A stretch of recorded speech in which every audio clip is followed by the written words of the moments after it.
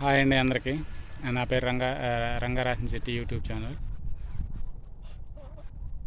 నేను 6 months back ఒకసారి YouTube channel open చేశానండి. కాకపోతే ఏం జరిగిందంటే ఇంట్లో పిల్లలు అన్లాక్ చేయడం వల్ల మొత్తం ఫార్మాట్ కొట్టిస్తే మొత్తం పోయినాయి. తర్వాత దాన్ని రీస్టార్ట్ చేయాలంటే అంతకుముందు ఈమెయిల్ అవన్నీ కావాలన్నారు. అవన్నీ మనకేం ఐడియా లేదు. సరే పోయింది కదా అని వదిలేశానండి. వదిలేసిన తర్వాత ఏం జరిగిందంటే మొన్న ఒకరోజు మళ్ళీ అలా కొత్తగా చూద్దామని మళ్ళీ 1 నెల క్రితం స్టార్ట్ చేశానండి యూట్యూబ్ ఛానల్. సరే ట్రై చేద్దామని పెట్టి కూడా 1 నెల దాకా నేనేం చేయలేదు. దాంట్లో యూట్యూబ్ ఛానల్ వీడియోస్ ఏం పెట్టలేదు. తర్వాత ఏం జరిగిందంటే ఒకరోజు సరే చూద్దాం కదా అని మొన్న మామూలుగా 2 వీడియోస్ పెట్టాను మా ఫ్రెండ్స్ అలా నిల్చునే సరదాగా. వాటికి పెద్ద యూస్ ఏం రాలేదు. కానీ మొన్న తర్వాత 1 వీక్ బ్యాక్ మా రిలేటివ్స్ వాళ్ళ అమ్మాయి మ్యారేజ్ జరిగితే ఒక వీడియో పెట్టానండి. దానికి దాదాపు 1 వీక్లో 1400 మంది చూశారు, వ్యూవర్స్ వచ్చారు. వ్యూవర్స్ వచ్చినందుకు చాలా థ్యాంక్స్ అండి. నాకు ఇంట్రెస్ట్ పెరిగింది.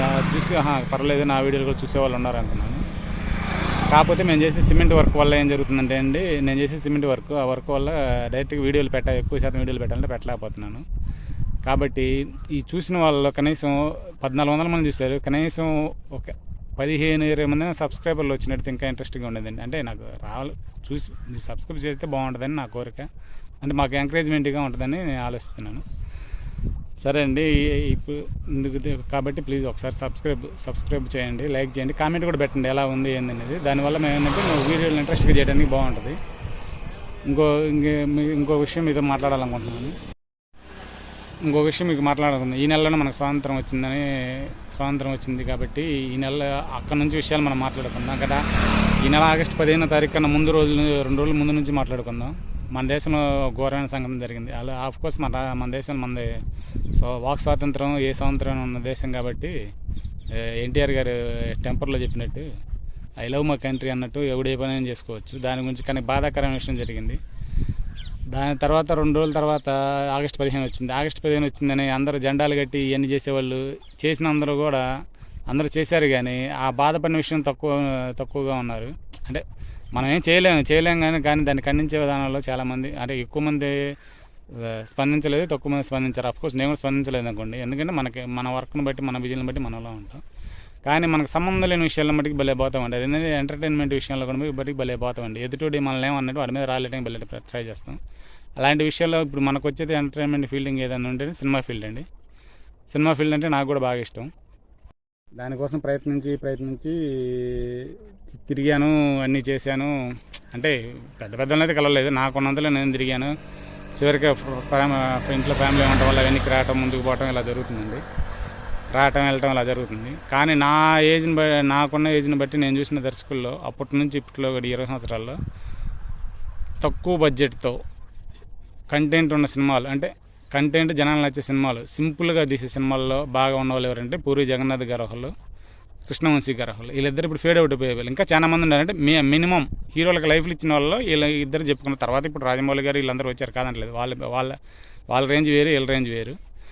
పూరి జగన్నాథ్ గారి విషయానికి వచ్చేసరికి నాకు తెలిసి ఆయన కథలు బ్యాంకాక్లో రాసుకుంటాడు కానీ తీసిన మొత్తం 99% ఇండియాలోనే ఎక్కువ తీస్తారండి. ఏది రీసెంట్గా ఒక 10 years దాకా అట్నే తీశాడు. 10 years కాంచి మిగతా దర్శకులు ఇన్వాల్వ్ వల్ల, వాళ్ళ కథలు ఇన్వాల్వ్మెంట్ వల్ల కానీ ఈ బ్యాంకాక్ కానీ అఫ్రాడ్ అని తిరుగుతున్నారు, అది వేరే విషయం. కానీ ఈ 4-5 ఏళ్ళ నుంచి ఆయన తీసే ప్రతి ఒక్క సినిమా అనుకున్నంత కంటెంట్ ఉండలేదు, ఫ్లాప్ అవుతున్నాయి.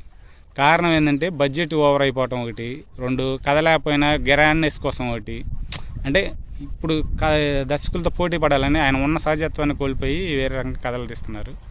అది మీకు జనాలు నచ్చుతుంది అనుకుంటున్నారు, కానీ మన వాళ్ళు ఏమో కంటెంట్ నచ్చక దాన్ని ఫెయిల్ చేస్తున్నారు. దానివల్ల ఆయనకున్న కెరీర్ అనేది దాదాపుగా ఇబ్బందులు పడి స్ట్రగుల్ ఫీల్ అవుతున్నారని నా ఫీలింగ్. కానీ ఒక్క విషయం మటుకు నేను చెప్పగలనండి, పూరి జగన్నాథ్ గారు లాంటి డైరెక్టర్ నాకు తెలిసి మా తెలుగు ఇండస్ట్రీలో చాలా తక్కువ మందిలో ఉంటారు. అంటే వాళ్ళు ఓన్లీ కంటెంట్ బేటింగ్ ఖర్చు తక్కువలో చేస్తారండి. ఉదాహరణకి సింపుల్గా చెప్పాలంటే ఇంకా దాని దగ్గర దర్శకులు ఉన్న మన లోకల్లో ఓన్లీ ఇండియాలోనే తీసే షూటింగ్లో వాళ్ళు ఎక్కువ అండి, ఖర్చు తక్కువ ఉంటుంది. చాలామంది హీరోలకు కూడా లైఫ్ని ఇచ్చారు. ఇంకా ఒక విషయం నేను చెప్పాలనుకున్న విషయం ఏంటంటే, నేను లైగర్ టైంలో, అంటే సుమారు 2 years 3 years బ్యాక్ లైగర్ షూటింగ్ టైంలో ఆయన ముంబైలో ఉన్నారు, నేను హైదరాబాద్ వెళ్ళాను. బంజారా హిల్స్లో జర్నలిస్ట్ కాలనీ సంథింగ్ అక్కడ సర్కిల్ ఉంటుందండి. ఆ సర్కిల్లోనే పూరి జగన్నాథ్ గారి ఆఫీసు 3 years బ్యాక్ వెళ్ళాను. 2 years 3 years బ్యాక్ కనీసం ఒక 2-3 మంత్స్ ఆయన కోసం తిరిగాను. అంటే తిరిగాను, నేను గొప్ప రైటర్ అని కాదు, నా దగ్గర ఉన్న కథల కోసం. నా దగ్గర ఉన్న కథ ఏంటంటే టెంపర్ 2 అండి. ఆయన కంబ్యాక్ ఆయనకి మన యంగ్ టైగర్ ఎన్టీఆర్ గారికి కంబ్యాక్ ఇచ్చిన మూవీ. ఆ టెంపర్ 2 అనేది ఒకటి కాదండి. టెంపర్ అంటే టీ అంటే టెంపర్, పీ అంటే పటాస్, ఈ రెండు కలిపి స్కోర్లో కళ్యాణ్ రామ్ గారిని ఎన్టీఆర్ గారిని అవసరం కాదని పెట్టుకోవచ్చు. ప్రిన్స్ మహేష్ బాబు గారిని కూడా ఆ సినిమాలో యాడ్ చేసుకోవచ్చు. సో నేను ఈ విషయం మీకు ఎందుకు చెప్తున్నానంటే, నాకు చూసిన ఆ 1400 మందిలో ఎవరైనా సరే సినిమా సంబంధించిన వాళ్ళు కానీ ఇలాంటి వాళ్ళు కానీ ఎవరైనా ఉంటే ఈ విషయాన్ని ఆయన వరకు వెళ్ళేలాగా షేర్ చేయగలిగితే నాకు ఉపయోగపడుద్ది. అంటే నాకు లైఫ్ ఇచ్చినట్టు అయింది. సార్ నాకు ఒక ఇచ్చినట్టు అయింది. టెంపర్ 2 అనేది నాకు తెలిసి ఇప్పుడు మన యంగ్ టైగర్ ఎన్టీఆర్ గారి ఫ్యామిలీలో మల్టీ స్టార్ రాలేదండి అందరు కలిసి. అప్పుడప్పుడు కళ్యాణ్ రామ్ సార్ గారు ఒకసారి చెప్పారు, మంచి కథ దొరికి తీస్తామని. సార్ కళ్యాణ్ రామ్ గారు మీకు కూడా చెప్తున్నాను, టెంపర్ 2 అనే స్టోరీ మటుకి ఎక్సలెంట్గా ఉంటుందండి. ఆ స్టోరీ లైన్ కూడా మీకు ఒకసారి చెప్తాను. ఈ టెంపర్ 2 స్టోరీ అనేది వచ్చేసి వైజాగ్లో వాల్తేరు వాసు గారు, టెంపర్లో వాల్తేరు వాసు అనే అతను రౌడీ షీటర్, అక్కడ వాళ్ళ తమ్ముడు చనిపోయిన తర్వాత తనకు యావజ్జీవ శిక్ష చేస్తారు. అక్కడ నుంచి ఆయన హైదరాబాద్ చర్లపల్లి జైలుకి తీసుకొస్తారు ఒక 4-5 ఏళ్ళ తర్వాత. అదే చర్లపల్లి జైల్లో మూర్తి గారని టెంపర్లో ఉన్నటువంటి మూర్తి గారు, పోసాని కృష్ణమురళి గారు జైల్లో ఉన్న ఖైదీల్లో పరివర్తన తీసుకొచ్చే విధంగా చేయడం కోసమని అతను స్పెషల్ రికమెండేషన్ మీద జైలర్గా దాంట్లో అపాయింట్ అవుతారు. అప్పుడు ఈ వాల్తేరు వాసును చూసి అతను మార్చే క్రమంలో అతను మారి ఆగస్టు 15 టైంలో మామూలుగా బయటికి రిలీజ్ అవుతాడు. రిలీజ్ అయిన తర్వాత అతను ఏం చేయాలని ఆలోచిస్తుంటే పోలీసుల ద్వారానే ఈ ఫండ్స్ లాగా తీసుకొని ఒక క్లబ్ మెయింటైన్ చేస్తాడు. అంటే చిన్న పనులు అంటే చేయలేదు కాబట్టి అతను వచ్చిన జనరేషన్ అతను చేసే వర్క్ అలాంటిది కాబట్టి క్లబ్ అది ఎలా అంటే అన్ని నియమ నిబంధనలతో, అంటే కండిషన్స్ అప్లై కింద చేస్తూ ఉంటారు అనమాట. ఇక్కడ స్టోరీ తర్వాత నెక్స్ట్ వచ్చేసి ఏంటంటే కళ్యాణ్ రామ్ గారు వచ్చేసి ఇక్కడ లేడీస్ మీద అత్యాచారం జరిగేది వీటి మీద ఇక్కడ డీజీపీగా ఉండి తన లవర్ చనిపోవడం వల్ల, ఒక అనుకోని పరిస్థితి చనిపోవడం వల్ల కొంచెం డ్రింకింగ్ తాగుతూ ఇక్కడ లేడీస్ మీద అత్యాచారాలు ఇలాంటివి చేసే వాళ్ళని పట్టుకోవడం ఇలాంటి వాటి మీద డిపెండ్ చేస్తుంటాడండి. దయా గారు అంటే ఎన్టీఆర్ గారు వచ్చేసి ముంబైలో డ్రగ్స్ మాఫియా మీద చేస్తుంటారు. వాళ్ళిద్దరు వచ్చేసి ఇక్కడికి ఎలా వచ్చి మారిన వాసుని అంటే ఇక్కడ డ్రగ్స్ కానీ లేడీస్ ఎవరు కానీ సప్లై కానీ ఇలాంటివి మారిన వాల్తేరు వాసునే చేస్తున్నాడా లేకపోతే వేరే వాళ్ళు ఎవరు ఉన్నారా అనే మెయిన్ పాయింట్ మీద ఈ సినిమా నడుస్తుందండి. దీంట్లో వచ్చేసి చివరికి వచ్చేసి మహేష్ గారిని కూడా యాడ్ చేసుకోవచ్చు అని దేనికన్నా అంటే, ఈ చేసే అతను వచ్చేసి ట్విస్ట్ ఉంటుందండి లాస్ట్లో. విలన్ వచ్చేసి ఈ వాల్తేరు వాసు కాదు, ఇంకొక అతను ఉంటుంది. ఇంకొక అతను ఆల్రెడీ డ్రగ్స్ మాఫియా సంబంధించిన అతను, అమ్మాయిని సప్లై చేసే అతను వేరే అతను ఉంటాడు. ఇతని పోలికలతో ఉండటం వల్ల దీనికి కూడా ట్విస్ట్ ఉంది. ఇతని పోలికలతో ఉండడు, కాకపోతే దాని ట్విస్ట్ వేరేలాగా ఉంది. ఉన్నట్టుగా ఉండటం వల్ల ఇతను అనుమానిస్తూ సరదాగా సాగే కామెడీ సీన్లు కానీ ఇలాంటివి బాగా ఎక్సలెంట్గా ఉంటాయండి నాకు తెలిసి. ఇంకో లాస్ట్లో మా మహేష్ గారిని ఎలా యాడ్ చేసుకోవచ్చు అన్నారంటే, ఈ చేసే అతనంతా ఎవరంటే పోకిరి సినిమాలో చనిపోతాడు ఆలీబాయ్, ప్రకాష్ రాజ్ గారు అందరిలో కూడా ఆలీబాయ్ గారి ఆలీబాయ్ తమ్ముడు అండి.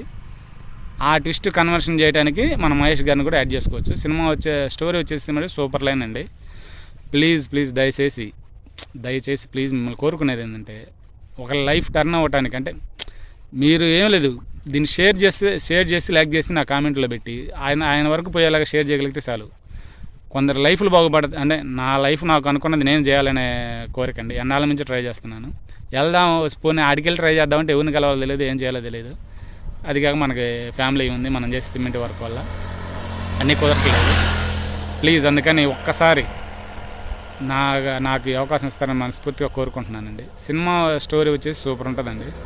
సార్ పూరి జగన్నాథ్ గారు మీ దగ్గర ఇది గనక రాగలిగితే స్టోరీ కనుక దయచేసి ఒకసారి నాకు ఛాన్స్ ఇవ్వండి. నాకు లైఫ్లో ఉంటుంది. మీకు టెంపర్ సినిమాతో కంబ్యాక్ ఇచ్చినట్టు ఎన్టీఆర్ గారికి మీకు ఈ సినిమాతో కూడా ప్యాన్ ఇండియా అని చెప్పలేం కానీ ఇండియా మొత్తం మీద టోటల్గా హైయెస్ట్ కలెక్షన్తో ఎన్టీఆర్ గారి ఫ్యామిలీలో ఒక బిగ్గెస్ట్ మూవీ అయిద్దండి. ఎన్టీఆర్ గారి కళ్యాణం కలిసిన సినిమాలో ఒక బిగ్గెస్ట్ మూవీ అయ్యేలాగా కంపల్సరీ అయిద్దండి. ప్లీజ్ మీరు మటుకు ఈ విషయాన్ని నా 14 మంది వ్యూవర్స్లో కనీసం 100 మంది అయినా లైక్ చేయండి, కామెంట్ చేయండి, సబ్స్క్రైబ్ చేయండి. కామెంట్లో కూడా చెప్పండి ఇది ఎలా ఉంది, చేయొచ్చా చేయకూడదని చెప్పండి. నేను దీని పూర్తి స్టోరీ అనేది రేపటి నుంచి నాకు కుదిరినప్పుడు నేను ఇప్పుడు వర్క్కి వెళ్ళాలి. ఇప్పుడు ఆల్రెడీ పని నుంచి బయటకు వచ్చాను. నెల నుంచి ట్రై చేస్తాను, ఇలా చెప్పాను కానీ కుదరట్లేదు. పని నుంచి బయటకు వచ్చాను. దీని నుంచి రేపటి నుంచి స్టోరీ అనేది ఎలా ఉంటుందని కొంచెం మీకు రివీల్ చేసి చూపిస్తాను. క్యారెక్టర్లు మటుకు ఎక్సలెంట్గా ఉంటాయండి. అలా ప్రకాష్ రాజ్ గారు, వాల్తేరు వాసు గారు కమెడియన్ కామెడీగా దీంట్లో టెంపర్లో డిలేట్ సీన్ ఒకటి ఉంటుంది, ఎన్టీఆర్ గారు వాళ్ళిద్దరు బీచ్లో కూర్చొని పార్క్ దగ్గర మాట్లాడుకున్న సీన్, అలాంటిది కూడా ఎక్సలెంట్గా ఉంటుంది. Please comment and share, subscribe చేసుకోండి.